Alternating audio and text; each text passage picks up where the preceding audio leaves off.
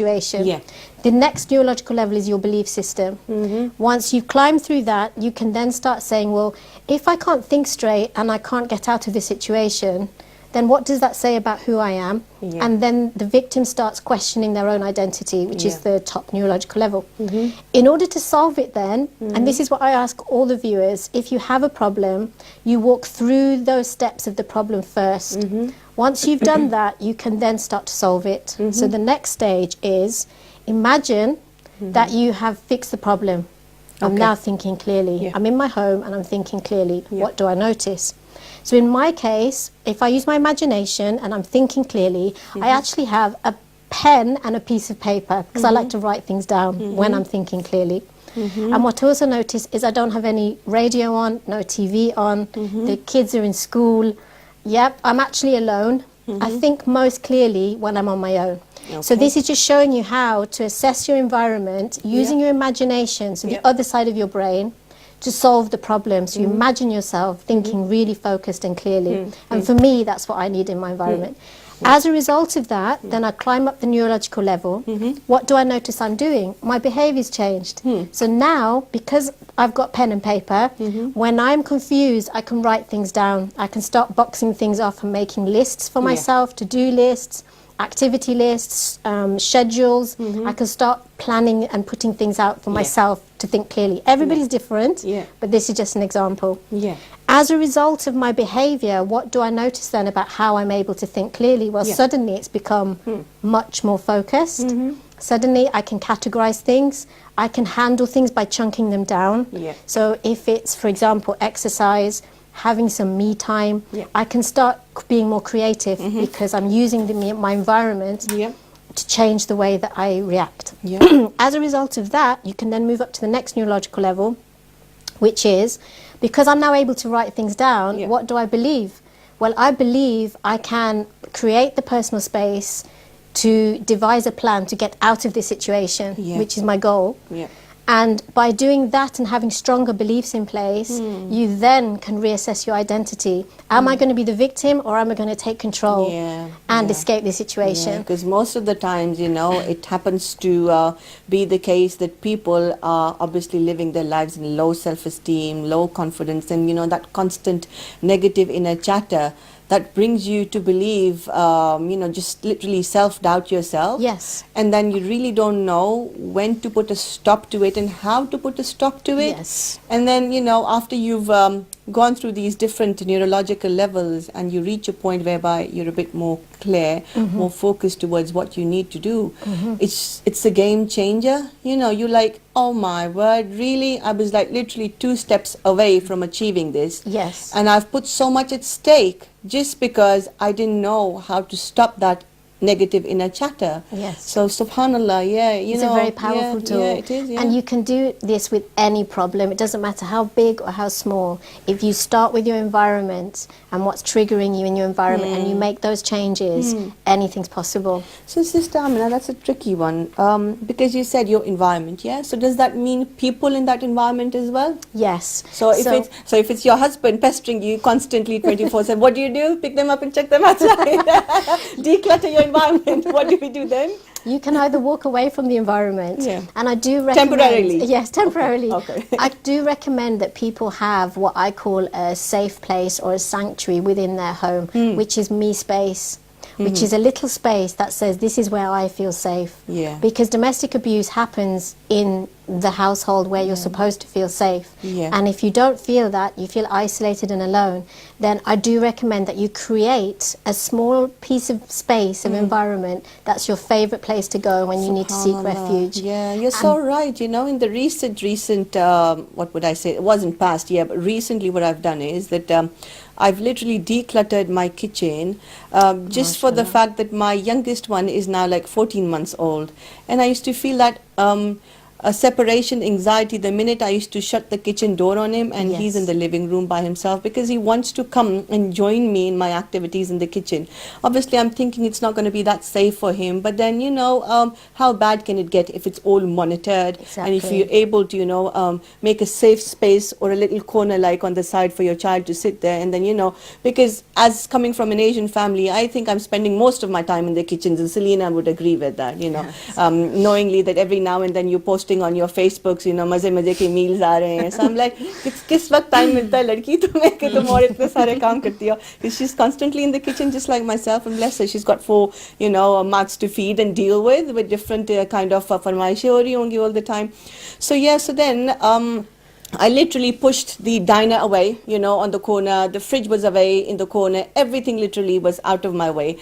And then just to make it a bit more cozy for the child, I've put a big rug, in the middle. So then what we do is, whilst I've put the things cooking on the hob, me and my little one, we just sit on that, in the middle, and he just sits down playing with me, doing his own things. And I can just pick up Quran and start reading it, or I'm just doing my salah over there. And that space has eventually become my, safe haven, if you like, because nobody in my family likes going to the kitchen.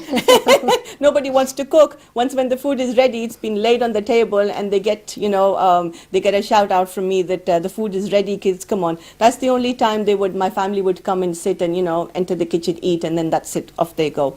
But yeah, I thought, okay, nobody wants to come to the kitchen, so maybe that can be my safest place for me and my baby. So I've been enjoying that. You're absolutely right, that every household would definitely have that one space where you feel that, you can spend more of your time there. You just need to be more creative with it, to be fair. Yes, that's right. Yeah. Think outside of the box. Yeah. And it's interesting because when you translate it to situations where there's a toxic environment, there are children often involved. And if we can create that little space where they really pick up your internal sense of confidence, calm, they pick up all of that, you see. It's really important. Yeah. Alhamdulillah, alhamdulillah. Oh, excellent. What do you have to say about that, Selena? What is your safe haven in your house? But now, yeah. I think that the environment has a huge impact, and I mean, if you can't change the environment, then I think the best you can do is manage the situation. But in order to sort of evolve from where you're at, the changing the environment plays a huge part in that. And something that I want to talk about is association and dissociation, which is a concept used in NLP as well. And it's very similar to the environment, whereas when we're in a situation of conflict, often we are looking at the situation through our own eyes. Okay. Yeah. And when we're looking at a situation through our own eyes, our emotions are very intense. Yeah, you're and it doesn't invested, give us the ability to look at something in a dispassionate, unbiased way. Yeah. And we can only look at the situation from our own perspective and not of those around us. So what I would say that whenever you're in a situation of conflict and you're seeing everything through your eyes, what you want to do is you want to take that visual, you want to take that image of you in that situation, and you want to put it out there where you can see yourself in that situation. Yeah. So you're not looking through your own eyes, you're looking at this picture and you're in that picture as well. Okay, so can we say that you're taking a balcony view? Yes. Okay. Yes, very much so. And what that does is immediately, when you do that, you will feel your emotions sort of decrease very quickly, and you're able to think rationally. And not only are you looking at the situation from your own perspective, but also all the others that are involved. Yeah. Often when you're in the middle of things and you're surrounded by what's happening, whether that's abuse, whether it's tane and Jali kati baatein. and disrespect or anything. When you're in that situation, it's very hard to sort of think what you need to do in that situation, what you need to do for yourself, what's happening to you when you're in that situation. Even with myself, when I was going through domestic violence, when I was in that situation, I never had any clarity, so I couldn't think what should my next move be, how this is impacting my children, how is it impacting those around me and my own mental health. But once I was able to visualize myself stepping out of that situation. Yeah. So I'm seeing this situation as outside of me. Yeah. And I'm looking at it from a third person's Yeah. view, you know. It gives you so much clarity and a lot of inspiration on what you need to do next. So I think this is very, when you're in these situations and when you are at home and perhaps you're not able to sort of leave the house, or, you know, then just, if you just change that visual representation of the situation, it can have a profound effect on the way you deal with things, and then perhaps that will reflect on the others that are involved as well, and things won't get so heated or out of control. Yeah. So basically, it's a perception shift technique as well, if you like, that, you know, you put yourself in somebody else's shoes as well, and then be able to advise, you know, what could you do better in order to sort this situation out. So, yeah, that's a very good advice. And when obviously, if people aren't comfortable doing that themselves, that's where, you know, you have coaches, you have mentors, you have friends who are wise, who can give you that unbiased perspective. If that's what you prefer, then those people are there as well. For example, if you're in a situation where you have conflict with your spouse, you don't necessarily want to go to someone who might have you know, their own vested interests in that. For example, a mother-in-law or your own mother, they're vested in that situation, in that relationship. So ideally you want to go to someone who's going to be a non-biased third party, and who can sort of direct you in the right way. I mean, based on my own personal experience of being a DV victim for 12 years and now, alhamdulillah, proud survivor, look where we are now. Alhamdulillah, enjoying our lives, enjoying our empowerment, enjoying all the bounties Allah subhanahu wa ta'ala has bestowed upon us. Alhamdulillah. So a big round of applause for all three of us and for all the sisters out there who are making it, you know, happen for themselves, bi'iznillah. So, yeah, what I was saying, Selena, based on my personal experience, I've always found that, you know, the first active listening companion that you would want to share your experience with would be your confidant, and if it's specifically related to your husband, then you're going to be running towards your friends. However, they may not be the best person to give you advice upon, because what's happening is that, you know, they're giving you advice based on their own limited knowledge and experience. So now your situation is different from their situation. So what then happens? I see this a lot on social media when people post their issues. A lot you'll hear a lot of people will not go into the ins and outs, and immediately they'll say, you know, how can you tolerate it? Leave, or you know, don't put up with this. But they don't know the full situation, and often, sometimes that can do more harm than good. So we really need to be careful. I mean, if we want to advise someone, then at least touch base with them and get to know the full story. And go in a bit more depth, so you can give more of a holistic sort of advice and feedback. But no, not all friends, even though they mean really well and they're coming from a really sincere place, I don't feel everyone is sort of qualified to give you the correct type of advice in those situations. And most of the times, bless them, sisters do quickly jump in to, you know, give you some kind of a solace and be able to give you some good advice. Obviously, we understand that they don't mean unwell. However, most of the times I've noticed that these sisters have themselves, subhanAllah, not healed properly. Hence the reason they become so emotionally invested in somebody else's problem that they literally feel that somebody else's problem is now their own problem, and they started owning it. And when that happens, then you're already going through your own little troubles on the side, and then you've literally taken over somebody else's baggage in your lap as well. And you're unconsciously, or you're unconscious, you know, of the fact that you've already done it. And then after some time of feeling burnt out, when you read somebody else's post, you're like, oh my gosh, this is taking influence of me. You know, I must as well. You're projecting your own insecurities and your own experiences onto others. So, you know, I'm glad that you mentioned it as well, because that was my personal feeling as well. So whenever I'm, obviously, as much as I would love to support people out there, I would want to, you know, somebody having to come to me on a personal level and discuss in detail the scope of the problem that they're going through, because it's so dynamic relationship, sister, you know, so much goes into it before somebody can fall off the bandwagon, if you like. It just doesn't happen, you know, at the snap There's a lot that goes into it. Yes. Starting from the fact that the kind of environment that you grew up in, you know, for that matter, if you've been exposed to any sort of harassment, molestation, victimization when you were, you know, young or a young adult, then the kind of environment you grew up in your house, the kind of environment that, you know, you received in your school, the people that you've been hanging around with, all of that matters, is, you know, and most of the times what happens is that the perpetrator is not even consciously aware of the fact that he is abusing the other person.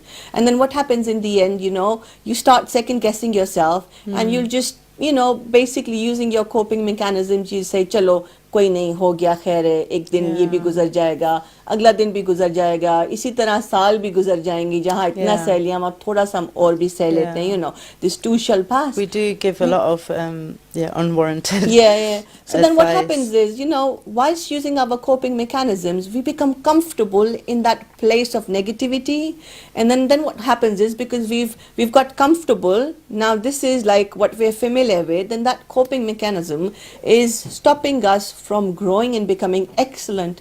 It just makes us feel that you're good here, you're in a good place just because you become familiar. But you're not good. You know, it's a negative, toxic environment. You need to pull yourself out, and then to be able to take that first step, you know, to get out of that situation. We are is more the most comfortable difficult in one. being in a situation that's predictable, even if it's absolutely. toxic, than having to deal with the fear of what is going to happen if I do take that step. Where will I end up? Who So will has I it end really up become with? that bad, sisters, now the these fear of days? the You know, unknown. can we ever trust any single relationship? What's going on? If you look at the stats, honestly, it's like increasing. It's extremely rampant. It's on the increase. So what do you think is happening? What's wrong with, you know, because I don't want to sound, say, a feminist saying that, oh, women are the only ones who are victims. Men at times are also victims. So it's working both ways. But what's going wrong? Why is there so much frustration in, you know, in our environments I amongst think in human our beings? community there's a lot of enabling, and I think the community has to take some sort of responsibility in this as well.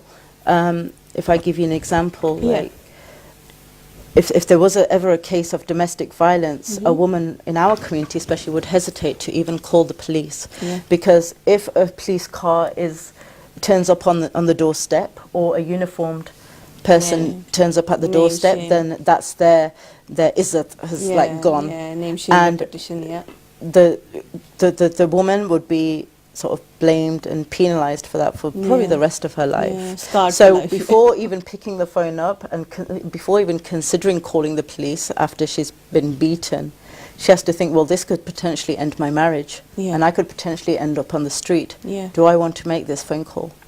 So I think parents should make this clear, that look, if you're going to cross that boundary where you're going to become physically abusive and to the point where she's feeling unsafe in her own home, then she has our full support, that she can call you know, the authorities and make sure that she's kept safe, and we will support her in that. So she knows that if she takes that step, then she has the support of her in-laws, and she has the support of her parents, and that will serve as a deterrent. On the flip side of the coin, it could be that statistics are reflecting not the fact that domestic violence is increased, but the fact that more people are stepping forward and reporting it. So it could actually be a positive sign that people feel more comfortable now, that if this is happening, I can go to the police, I can go to Women's Aid, I can go to NLP experts or whoever.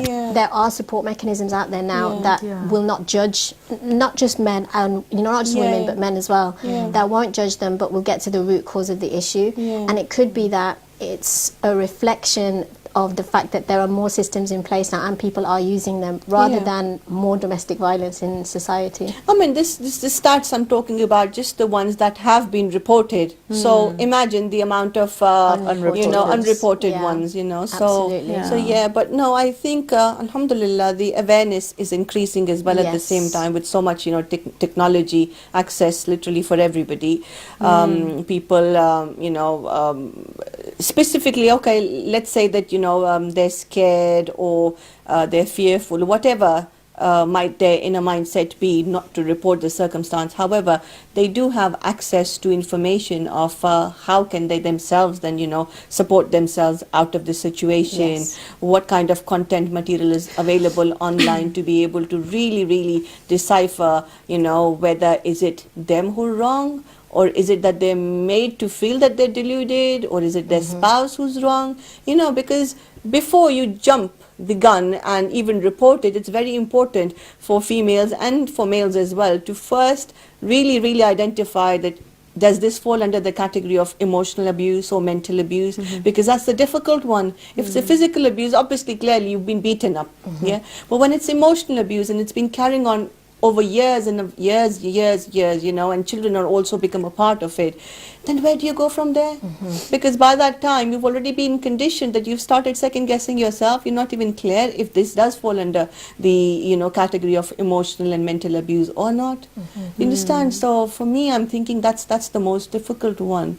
So what do you suggest? I'm just thinking that the worst thing ever that can be for sisters, yes, that there's a lot of information out there that you can access to be able to get more clarity on which specific category of domestic violence do you fall under.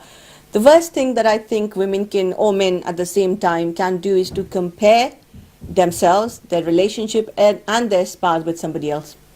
Because that's where everything goes topsy-turvy. Because every person is unique. Every person's situation is unique to them, as you, Selena, mentioned earlier on, that only you would be able to understand how bad can it get or how worse it's been in the future. Yeah. So I think that when people start comparing their relationship or their man or their wife with other people, then that's the worst thing, to pull you down. What do you think?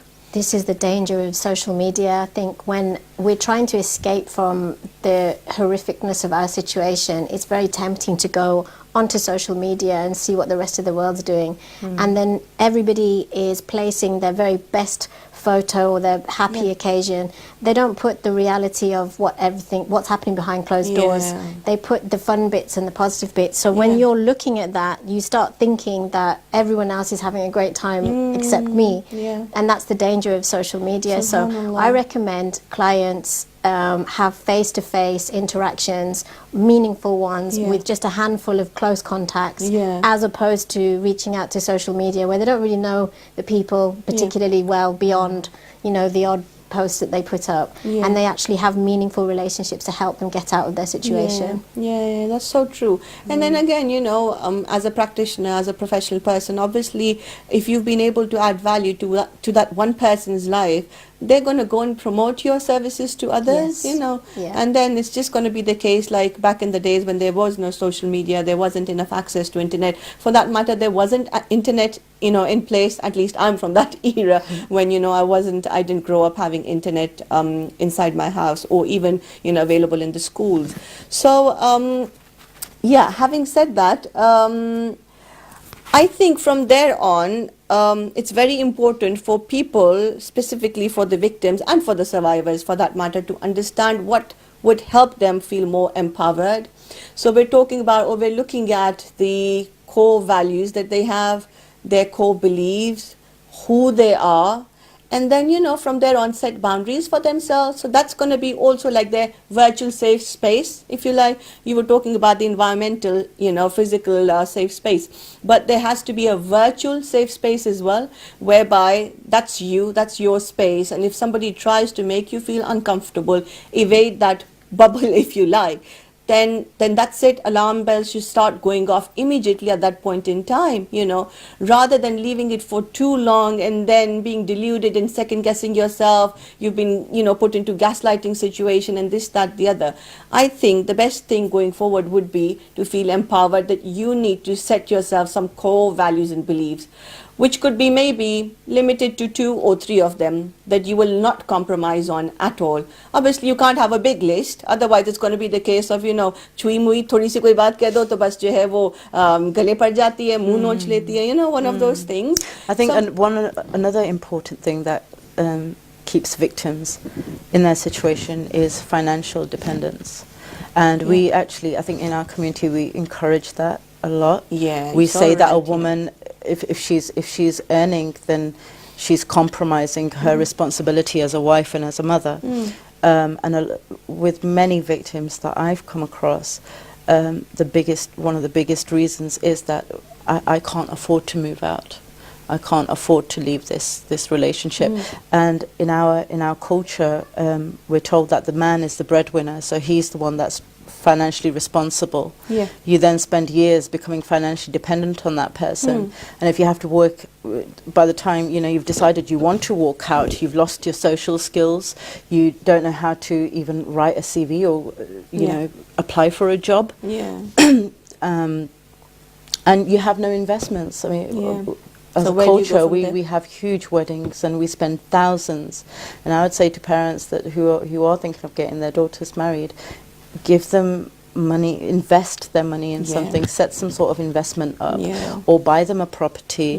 Don't spend so much on weddings, but give them something that they can fall back on, so that if they are stuck in a violent marriage or an abusive marriage, that they're not stopping because they don't have the funds to get out, because it either means do I keep a roof over mine and my children's head, or do I risk becoming homeless and not knowing what kind of environment my children and I'm going to end up in, and for how long? Yeah, you're so right. I mean, on that note, Sister Amina, I remember you telling me about one property that you have in Small Heath, and you were intending to, let sisters who are suffering or who are in need, basically, you wanted them to come and make use of that place. So can you share some more details about that, please? It's very early stage at the moment, so it's going to be a couple of months, I think, before it's ready. Or inshallah. Also. But the idea is just to have a place where a sister can go to, where she can escape, as we said earlier, the environment, in order to get some headspace together, in order to pull herself together, and similar to a refuge, really. But we want to provide support to her emotionally while she's there. So instead of just renting privately, she actually gets a service alongside it. Subhanallah. I just think it's really important. The demand is out there. And as you said, it's difficult financially for sisters. In the UK, we do have a very good benefit system. So I would say I didn't know how strong that benefit system was, but actually it is very good in the UK compared to other countries. So, but I think a lot of people don't know. They don't know how to access it. They don't know what they're entitled to. So there's an education process, and anyone who is trying to escape domestic violence They're or in that abuse, survival mindset, aren't they? So Yes. expecting them to fill in forms and It's hard. do these kind of things. They're not in the right frame of mind. That's right. Their concern is this roof going to stay on my head? Am I going to be able to feed? Are my children going to get the next meal? Yes. So they're in that survival mindset, and it's up to us as a community to then provide that support to get them out of that and into more of a sort of community supportive environment where they feel safe. Because it's that emotional support that they need, really, initially, because Allah It's the subhanahu belief wa ta'ala, that they can do it. Yeah, absolutely. For them to, have that mindset shift, to be able to relive their real self, to be able to play full out and realize who they are. Because Allah subhanahu wa ta'ala has created women so beautifully powerful, we're nurturers, we're mothers. When it comes to being warriors for our children and our rights, we can do that. When it comes to being a passionate lover, to give some solace to your husbands, we're always available there. We juggle with so many different roles. We love wearing so many different hats. So it's just that, it's just the case of being available there to those sisters who are in need, to be able to provide them some emotional support and make them revamp their belief system, basically, that you can do it. And that's all that they need, because rizq is from Allah, isn't it? Yes. Whatever is destined to happen, it will happen.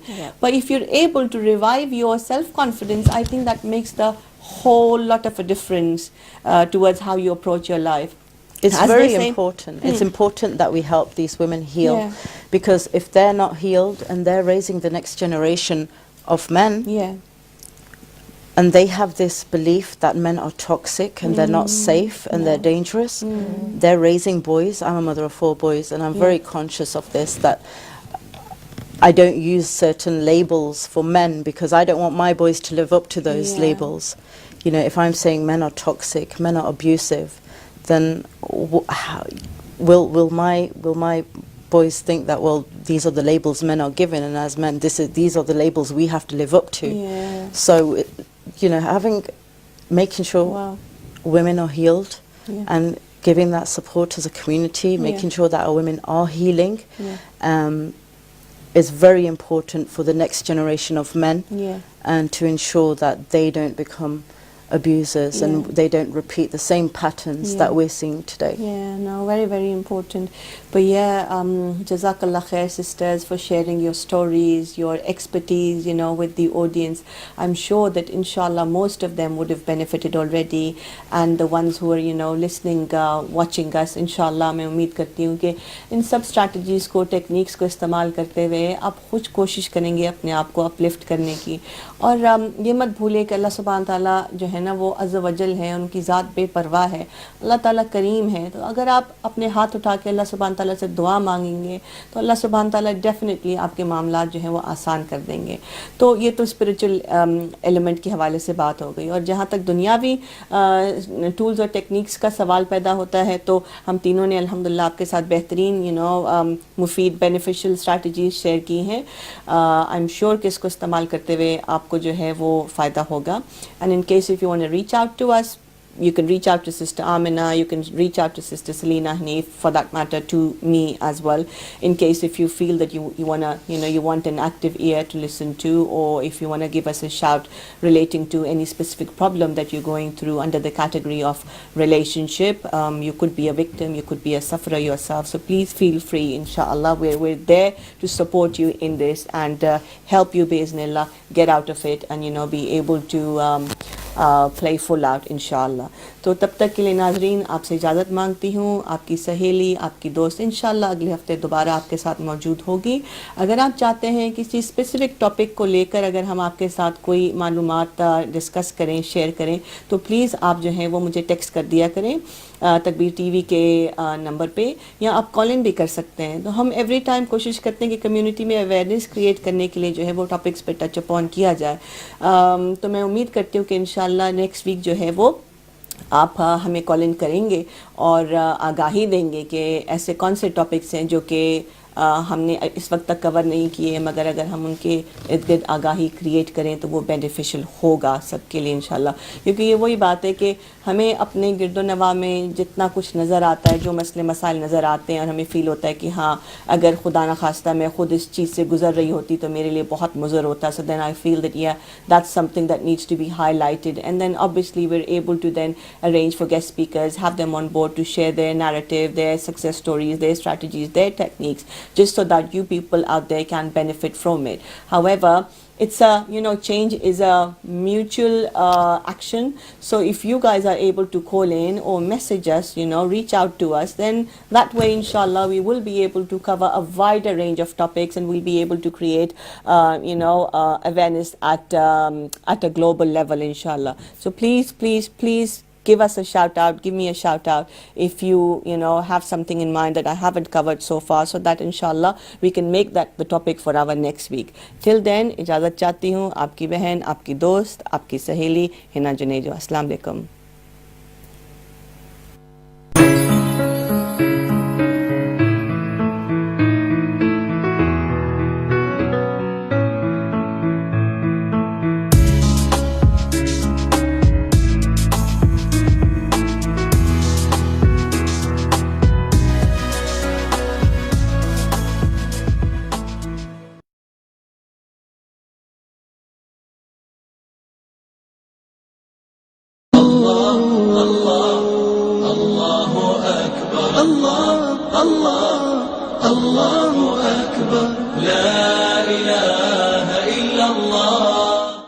Hashin G Travels and Tours. Special discount packages for Hajj and Umrah. Accommodation at nearest hotels from Haram Sharif. Moreover, you can contact for visit visa of any country in the world.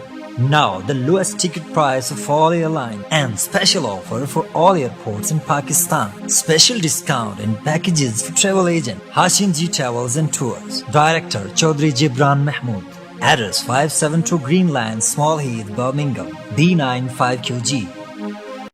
Ito yung दो दरवाजे लाए हुए ने, मैं कोई चोर हाँ? बाबा जी इत्थे सिक्योरिटी बड़ी जरूरी है इस मुल्क च।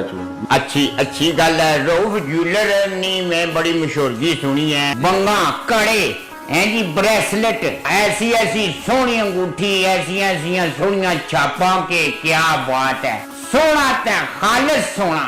रऊफ ज्वेलर, लेदीपुर रोड है जी, खालिस सोने की दुकान।